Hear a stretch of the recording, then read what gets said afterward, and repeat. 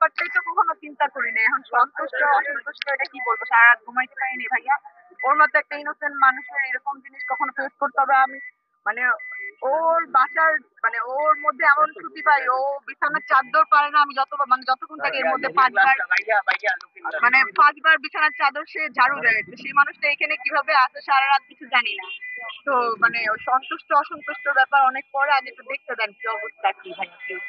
থেকে আজকে সকালেই বেল পেয়েছে ফারিয়া, যেই মিথ্যা মামলা করা হয়েছিল। আদালত সেটার পক্ষে রায় দিয়েছে, যে আদালত ইনভেস্টিগেশন করে দেখেছে যে সে ওই সময়টাতে সে দেশেই ছিল না, সে ছিল কানাডাতে, এবং পুরোটা সময় জুড়ে সে ছাত্রদের পক্ষে বিভিন্ন সময় পোস্ট দিয়ে গেছে। তো সেই জায়গা থেকে আদালত যেহেতু রায় দিয়েছে, আমাদের পেপারস অলরেডি সাবমিট করা হয়েছে। হয়তো আমরা আর ঘন্টা খানিকের ভেতর এখান থেকে আমরা ফারিয়াকে নিয়ে আমরা মুক্ত। বর্তমান সরকারের কাছে আমরা কৃতজ্ঞ এবং সন্তুষ্ট যে তারা খুব দ্রুত এই বিচার কার্য পরিচালনা করেছে, এবং তারা এই ইনভেস্টিগেশনটা খুব দ্রুত করাতে আমরা সেই জায়গা থেকে সন্তুষ্ট।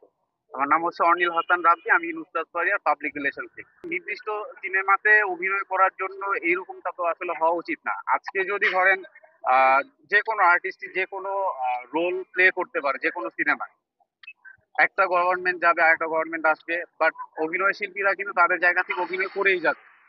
একটা সিনেমাতে অভিনয় করার জন্য তো এটা তো কখনোই আসলে কারো কাম্য না যে অভিনয় করার জন্য এরকম হয়রানিমূলক মামলা বা মিথ্যা মামলা। আমরা চাই না ভবিষ্যতে কোনো আর্টিস্টের সাথে আসলে এরকম ঘটনা ঘটুক। এটা খুবই নেককারজনক ঘটনা।